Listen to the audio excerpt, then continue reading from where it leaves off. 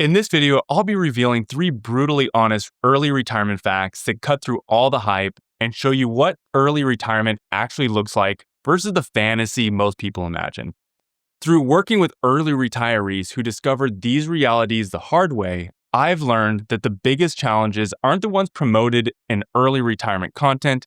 They're the practical and psychological issues not enough people are talking about.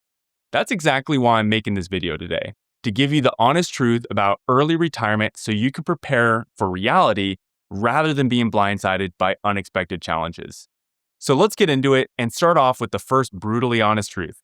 If you're planning to retire in your 50s, you need to have a substantial taxable portfolio. When retiring early, you can't have all of your money locked inside retirement accounts. That might sound really tough to hear, but that's the reality, and here's why I believe that. I've worked with many clients who've retired successfully in their 50s, and there's one thing that they all share in common. They built flexibility into their plan. That means having a mix of taxable accounts, pre-tax retirement accounts, health savings accounts, and Roth IRAs. They've also paid off their homes, eliminated debt, and know exactly where their spending looks like before they step away from work. I'm not saying it's impossible to retire without a substantial tax portfolio, but having one makes it a lot easier. It gives you options and tax flexibility.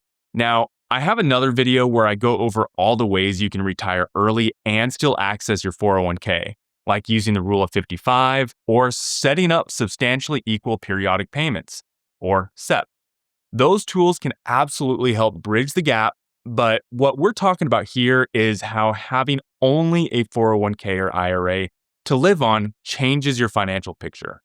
If someone came to me at age 55 with $1 million entirely inside a 401k, wanting to retire early, the first thing I tell them is, that's impressive. You've done an incredible job of saving.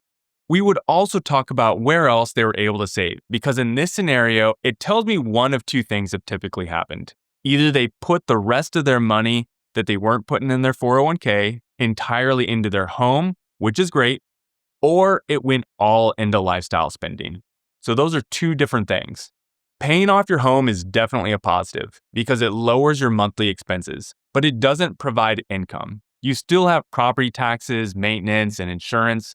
So now you have two choices. You can downsize, which could free up equity and create that taxable portfolio I'm talking about, or you can stay put and absorb those costs yourself, often replacing your mortgage payment with high private healthcare costs instead. And then comes the tax burden. Remember, when you put money into your 401k pre-tax, you made a deal with the government.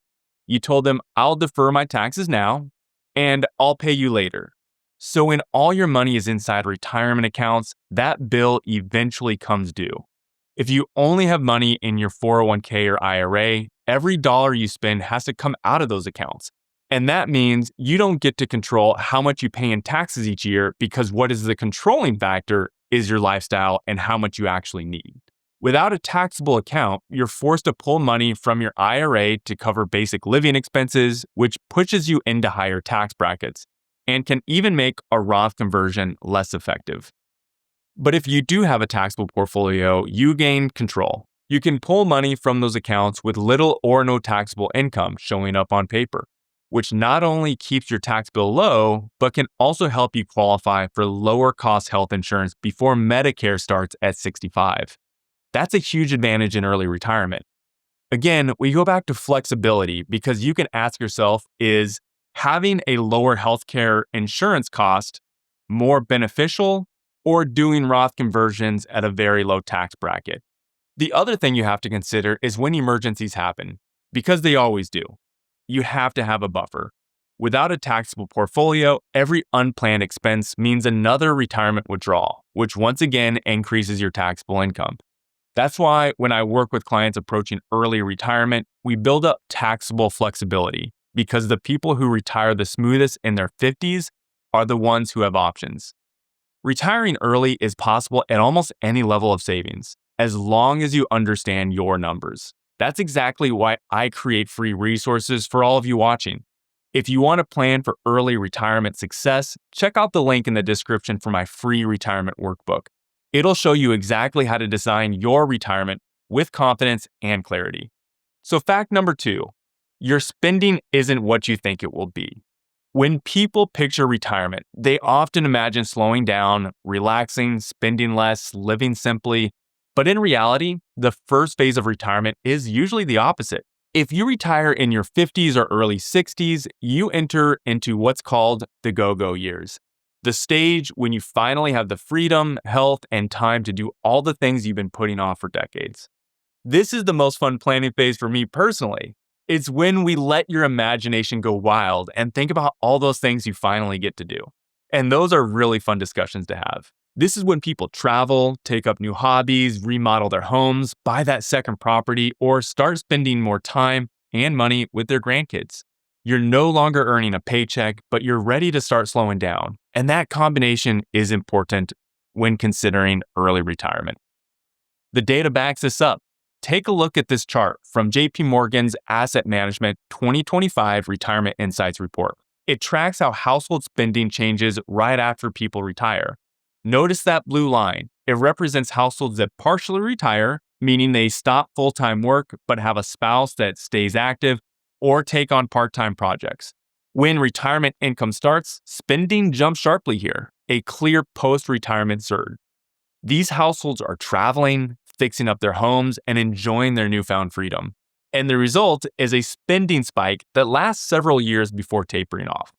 Meanwhile, households that fully retire see a steadier path, but still don't experience the immediate drop-off most people expect. Now, here's the big picture. This pattern continues across the decades, what researchers call the retirement spending smile. This second chart from David Planjet's research at Morningstar shows that most financial plans assume a straight line inflation adjusted spending line. But the reality looks more like a curve. Spending starts high in your 60s, declines through your 70s as you slow down, and then rises in your 80s and 90s as healthcare and long-term care costs increase. Those 3 distinct phases, the go-go years, the slow-go, and the no-go years, explain why your spending won't stay constant or predictable. So when someone says, I'll spend less in retirement, I remind them it depends on what phase you're in. The go-go years are often the most active and most expensive, especially if you retired before Medicare and have to cover private health premiums on top of everything else. That's why I always tell clients, plan for the reality, not the myth. Your retirement spending will change over time, and those early years will probably cost more than you think. Building a plan with flexible income sources and realistic spending expectations is what keeps those go-go years fun, instead of financially stressful. So fact number 3 is that you can run out of purpose faster than money. Money is easy to plan for, purpose is not. And that's what makes the next phase tricky for many retirees. Most people think about retirement as freedom, no alarm clocks, no deadlines, no responsibilities. But what happens after the initial rush wears off? What happens when every day starts to feel the same? I've seen this play out with people who retire at any age. The first few months are incredible. They finally get to travel, sleep in, golf more, or spend time with their family. But then something shifts. Without structure, even the most financially prepared retirees start to feel a little bit lost. And it's not because they ran out of money, it's because they ran out of direction.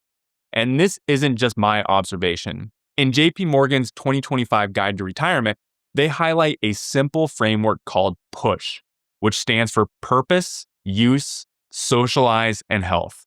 Purpose means creating a reason to get up in the morning.